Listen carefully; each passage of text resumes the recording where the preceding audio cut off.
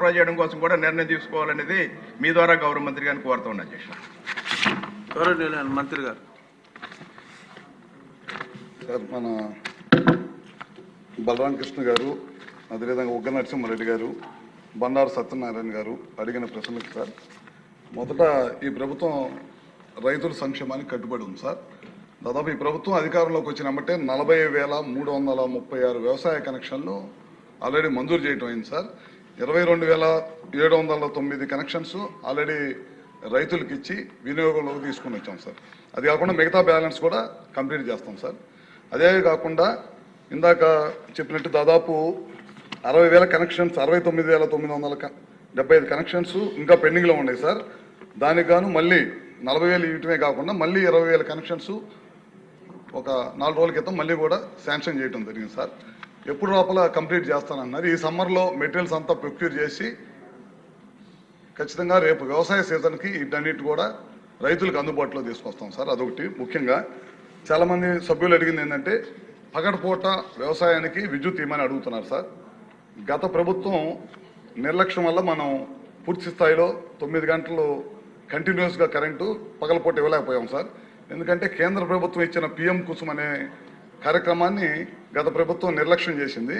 మన ప్రభుత్వం అధికారంలోకి వచ్చిన వెమ్మటే ముఖ్యమంత్రి గారు ప్రధానమంత్రి గారికి లెటర్ రాసి ఈ పిఎం కుసుమ్ కార్యక్రమాన్ని ఈ రాష్ట్ర ప్రభుత్వం చేపడుతుందని చెప్పగానే మొత్తం 4.5 లక్షల వ్యవసాయ కనెక్షన్లు ఈ రాష్ట్రానికి అవసరం సార్. ఫస్ట్ విడతగా 1,00,000 కనెక్షన్స్ శాంక్షన్ అయిపోయినాయి. మళ్ళీ 2 లక్షల కనెక్షన్స్కి మళ్ళీ పిఎం కుసుమ్ ద్వారా మళ్ళీ ఇంకో 2 లక్షల కనెక్షన్స్ కూడా నిన్న మొన్నట్లో కూడా కేంద్ర ప్రభుత్వం మనల్ని టెండర్లు పిలుచుకోమని అవకాశం ఇచ్చింది సార్. ఇవి కనుక తొందరలో కనుక టెండర్లు పిలిచి కనుక సోలార్ కనుక తీసుకొని వచ్చి పిఎం కుసుమ్ ద్వారా సోలార్ ప్లాంట్లు కనుక తీసుకొచ్చి ఎక్కడైతే 33/11 kV సబ్స్టేషన్స్ ఉన్నాయో అక్కడ కనుక తీసుకొచ్చి పెడితే కనుక రాబోయే రోజుల్లో ఈ ప్రభుత్వం వ్యవసాయ రైతులకి పూర్తిగా పగలపూట ఎక్కడ కూడా ఇబ్బంది లేకుండా 9 గంటలు కరెంట్ ఇవ్వగలుగుతాం సార్. అదేవిధంగా దాదాపు ఒక్కొక్క వ్యవసాయ కనెక్షన్కి వచ్చేసరికి ఈ ప్రభుత్వం 2,60,000 రూపాయలు ఖర్చు పెడతాం సార్. మనమైతే పోల్స్, ట్రాన్స్ఫార్మర్ మరియు ట్రాన్స్మిషన్ లైన్స్, పోల్స్ అయితే 3, ట్రాన్స్మిషన్ లైన్స్ అయితే 180 మీటర్లు, ఇవన్నీ కూడా మనం ఇస్తాం సార్. దాదాపు ఈ ప్రభుత్వం వ్యవసాయ కనెక్షన్స్ కానీ విద్యుత్ కింద 12,400 కోట్ల రూపాయలు పైన ఖర్చు పెడుతుంది సార్. ఇందాక మన బలరామకృష్ణ గారు అడుగుతూ 350 కనెక్షన్స్ ఉన్నాయని చెప్పారు. అవి కూడా తొందరలోనే పూర్తి చేస్తామని చెప్పి మీ ద్వారా సభ్యులకు తెలియజేస్తా ఉన్నాం సార్.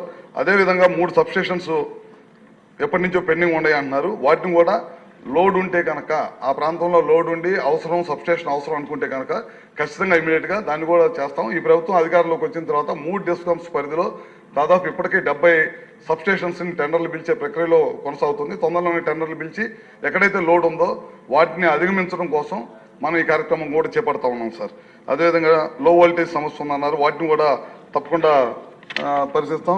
9 గంటల డే టైం అన్నారు, ఇందాక చెప్పడం జరిగింది. ఇప్పుడే ప్రయత్నం చేస్తాం. రేపు రాబోయే రోజుల్లో పిఎం కుసుమ్ వచ్చిన తర్వాత ఇంకా పెద్ద ఎత్తున పగలపూటే కరెంట్ ఇవ్వడానికి ఖచ్చితంగా ప్రయత్నం చేస్తాం సార్. అదేవిధంగా ఉగ్గ నరసింహారెడ్డి గారు అడుగుతూ థ్రెఫ్ట్ ట్రాన్స్ఫార్మర్స్ చాలా ఎక్కువగా ఉన్నాయి సార్. ఎందుకంటే ముఖ్యంగా ప్రకాశం, పల్నాడు, బాపట్ల ఈ జిల్లాల్లో థ్రెఫ్ట్ అయిన ట్రాన్స్ఫారాలు ఖచ్చితంగా పోలీస్ కేసు అవసరము. పోలీస్ డిపార్ట్మెంట్ వాళ్ళకు కూడా చెప్పడం జరిగింది సార్. ఇమీడియట్గా రైతులు ఇవ్వగానే కేసు రిజిస్ట్రేషన్ చేసి ఇమీడియట్గా మాకు డిపార్ట్మెంట్కి పంపించండి. మేము ఇమీడియట్గా ట్రాన్స్ఫార్మర్ రైతులకు అందజేస్తాం. ఎందుకంటే వ్యవసాయం సగంలో ఉంటుంది కాబట్టి మళ్ళీ రైతులకు పంట నష్టపోకుండా ఉండటం కోసం అది కూడా చేపట్టడం జరుగుతుంది సార్. అదేవిధంగా ఆర్డీఎస్ఎస్ ఈ ప్రభుత్వం వచ్చిన తర్వాత ఫెడరల్ లెవెల్ బైఫర్కేషన్ కోసం ఆర్డీఎస్ కేంద్ర ప్రభుత్వం, రాష్ట్ర ప్రభుత్వం సహకారంతో ఆర్డీఎస్ఎస్ కార్యక్రమం చేస్తున్నాం. ఏదైనా ఇబ్బంది ఉంటే కనుక సభ్యుల దగ్గర వివరాలు తీసుకొని దీనికి రాబోయే రోజుల్లో ఇబ్బంది లేకుండా చేసేదానికి ప్రయత్నం చేస్తాం సార్. అసైన్మెంట్స్ ల్యాండ్స్లో దొంగ కనెక్షన్లు ఇస్తా ఉన్నారు సార్. అట్లాంటివన్నీ కూడా మా దృష్టికి వచ్చిన వాటిని అన్నిటి కూడా ఇమీడియట్గా రద్దు చేస్తాము. అదేవిధంగా బండారు సత్యనారాయణ గారు కూడా అడగటం జరిగింది సార్. 9 గంటల కరెంట్ అని చెప్పి ఇందాక చెప్పడం జరిగింది. ట్రాన్స్ఫార్మర్స్ లేట్ అవుతున్నాయి అన్నారు. వాస్తవే సార్. ఎందుకు లేట్ అవుతున్నాయి అంటే మనం కాపర్ లేకుండా అల్యూమినియం తోటి ట్రాన్స్ఫారాలు చేయాలని చెప్పి దొంగతనాల నుంచి కాపాడాలంటే అల్యూమినియం కాపర్ ఉంటే పగలగొట్టేసి రేతిరిపూట తీసుకెళ్తున్నారు. అందుకని అల్యూమినియం తోటి ట్రాన్స్ఫారాలు కనుక తయారు చేపిస్తే కనుక ఇబ్బంది లేకుండా ఉండేదనే దానికోసం చేస్తున్నాం. ఆ ప్రక్రియ స్టార్ట్ అయింది. 1-2 చోట్ల పెట్టి చూస్తే పర్ఫార్మెన్స్ కూడా బాగానే ఉందని చెప్పి చెప్పడం జరిగింది. రాబోయే రోజుల్లో అల్యూమినియం ట్రాన్స్ఫార్మర్స్ తయారు చేసి 25 kV ట్రాన్స్ఫార్మర్ తయారు చేపించి ఖచ్చితంగా రేపు సమ్మర్ ప్లాన్ చేసుకొని నెక్స్ట్ సీజన్కి మన సభ్యులు అడిగినట్టు అన్ని వ్యవసాయ కనెక్షన్స్ రైతులకు అందుబాటులోకి తీసుకొచ్చేదానికి ఈ ప్రభుత్వం కట్టుబడింది సార్. బహుశా ఈరోజు మంత్రి గారు మీరు చూసుంటారు, గతంలో ఒక దగ్గర 1000 రూపాయలు కొనదు, ఇంకో దగ్గర వేరే డిస్కౌంట్లో 5000కి అలా కొంటున్నట్టుగా, అది కూడా అన్ని చోట్ల ఆ లోయెస్ట్ ప్రైస్ ఉండేలాగా, జస్ట్ ఫర్ ఇన్ఫర్మేషన్ అంతే, ఆ రోజు చూసాం కాబట్టి. 3 డిస్కమ్స్లో 3 రకాలైన రేట్లు ఉన్నమాట వాస్తవం. గతంలో అన్నీ కూడా ఒకే రకమైన రేట్లు ఉండాలనే దానికోసం ప్రయత్నం చేస్తున్నాం. స్తంభాల రేట్లు కానీ ట్రాన్స్ఫార్మర్ రేట్లు కానీ గతంలో భారీ ఎత్తున ఎక్కువ రేట్లు పెట్టుకున్నారు. అన్నీ కూడా ఒకే విధంగా ఒకే రకమైన ట్రాన్స్ఫారాలు ఒకే రేటు కొనే విధంగా ఈ ప్రభుత్వం చేస్తుంది సార్.